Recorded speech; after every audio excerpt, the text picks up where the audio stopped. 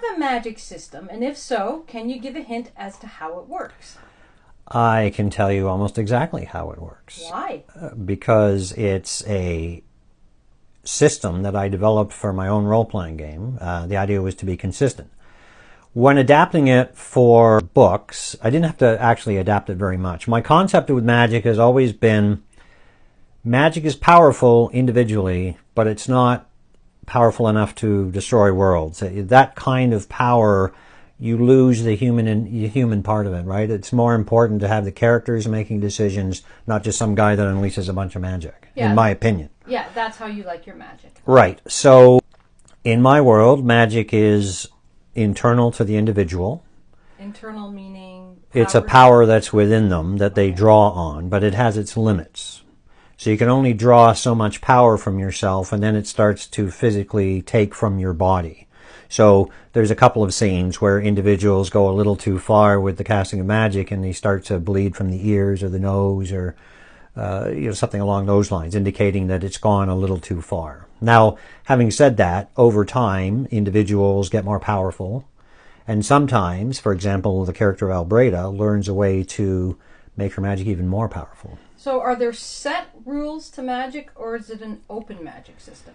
It is a set magic system from my perspective. Of course, I know if you like the science of how the magic works. The characters in the books don't always understand how magic works. In fact, they have different theories about how magic works.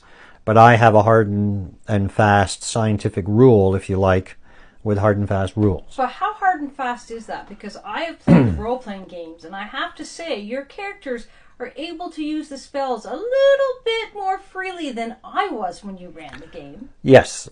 So some of that has to be adapted. It's not the most exciting thing to fire off a bolt of fire and have it do 3 dice of damage. You've got It's a poetic license. Right, so there's some poetic license there, but also in the books you're assuming the characters are a higher level relative to the role-playing game, right? And the role-playing game, in a sense, was the sort of the test bed for the system. Oh, I know. And even it evolved. I believe I invented almost all the life spells. Yeah. The greatest portion of the life magic, is a result of you.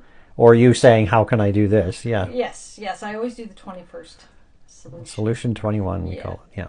So would you say that your magic system is still growing, or are you pretty satisfied with where it is now? It grows in the sense that I've developed new spells for it over the course of the books, but they still follow the same basic principles. There is no earth-shattering spell. Yes, Natalia, for example, is powerful enough that she can do quite a lot more damage and have a greater effect with her spells.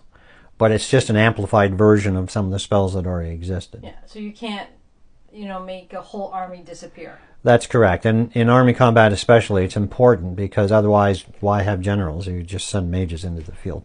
It changes the flavor of everything. Yeah.